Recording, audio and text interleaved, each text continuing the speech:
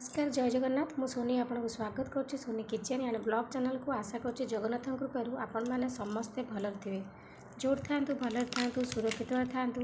Video को fast to last जाए देखुए जब पसंद आसला गोटे लाइक करेंगे फ्रेंड सहित सेयार करेंगे आउ चैनल जब नुआ अच्छा चैनल गोटे सब्सक्राइब करने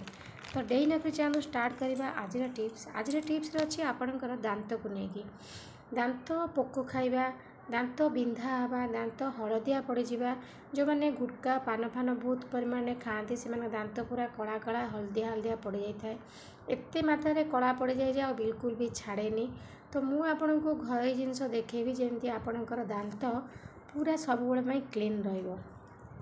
जो मैंने पान आ गुटका खाती से दांत बहुत माने कला पड़ी नष्ट हो जाए माने एते असुंदर देखा जाए से माने रेमेडी यदि व्यवहार करेंगे माने 2 दिन थरे हो कि सप्ताह को 2-3 थर हो जमी लगे रेमेडी ताले दांत एते आ कला पड़ोनी बहुत सफा रहिबो। तो से देखो प्रथम जिनसा नहीं खाइबा सोडा जो सोडा आम खाइबार व्यवहार करती तो से सोडा नहीं जाए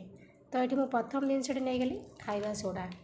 दांत पोक खाइले बहुत जोर बिंधा होता है आपणकर ठंडा पानी बाजिले बिंधिबो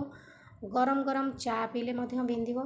जेकोसी मीठा जिनस खाइले आपणकर दांत बिंधा हे तो से जंत्रणा संभालिया बहुत कष्ट जो मानकर दांत बिंधा होची से माने ही से कष्ट जानीपारे समस्त तो जानीपारे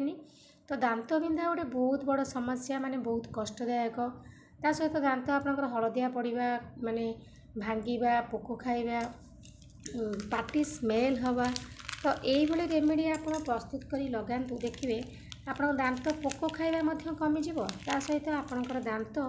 जो कला पड़ जाऊँगी हलदिया पड़ जाऊँगी सी पूरा भल हो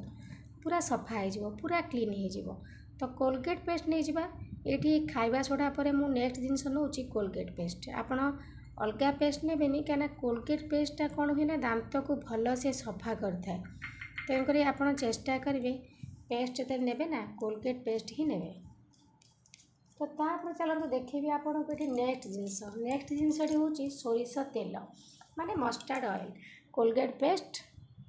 खाइबा सोडा बेकिंग सोडा ता सहित आम नहीं सोरिष तेल माने मस्टर्ड ऑयल सोरिष तेल गोटे एमि जिनस सब प्रकार बथा को दूर करता है आम ताकू जदि आम देह हाथ में बिंधा लगे था ठंडा धरले लगाती तो सोरिष तेल सब प्रकार बिंधा बिंधी की माने दांत मूल को बहुत आराम दब। तो कोलगेट पेस्ट आ खाइबा सोडा सोरिष तेल 3टा जाक जिनस को आपड़ भल भाव में आपणकर जो दांत घसती ब्रश को नहीं जाए ना हाथ में भल भाव में मिसई ने मिसई सारापर 3टा जाक जिनस आप यूज करूँ देखिए सप्ताह को थरे 2 थर टाइम काढ़ी व्यवहार करूँ ना रात की खाई सारापर आपको डेली घसी पारे घसिया द्वारा आपणकर दांत बिल्कुल पोक खाइबनी ता सहित आपणकर दांत जदि हलदिया कला पड़ जाऊँगी गुटका पान खाई पूरा भल हो तो देखो ये मु भल भाव से ब्रश रे ताकू लगे नौची यही भाव में आपन ताकू ब्रश रे लगे नियंतु खाई सारा पर राति सप्ताह को 2 थर 3 थर आप व्यवहार करूँ देखिए आपणकर दांत पोक खाइबा हलदिया पड़जा कला पड़जा तो सब प्रकार प्रोब्लेम रू आपन को दूर कर रेमेडी। तो ये मुझे आपन को घसिकी देखा आपन ठीक से भाव में आप दांत को घसी ने आपन देखा दांत केते कला पड़ा ता सहित पोक खाई देखूँ तो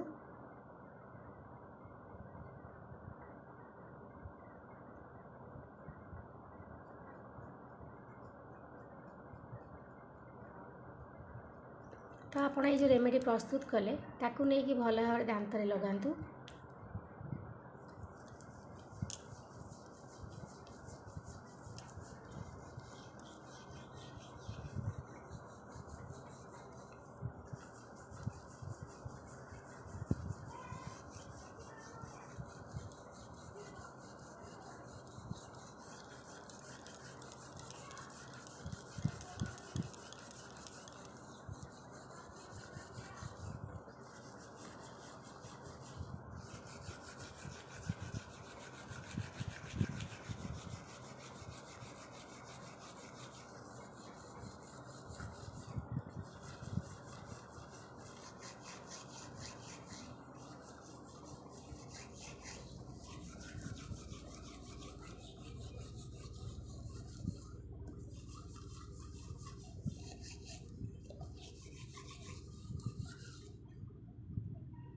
देखो मुझे आपको घसिया पूर्व देखी ए घसी सारा पर देखा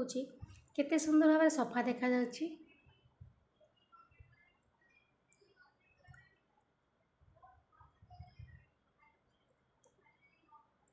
तो यही भाव में आप किसी दिन यूज करेंगे देखिए आपंकर दांत समस्या सब दूर हो सहित आपणकर कल दांत पूरा सफा हो हलदिया दांत भी आपणकर पूरा धड़ा हो पोकखिया दांत सोरिष तेल बाजिला माने आपणकर दांत आते पोक खाइबनी। तो निश्चित भाव में रेमेडी आप ट्राए कर देखूँ केते सुंदर भाव में काम दौर आपणकर दांत।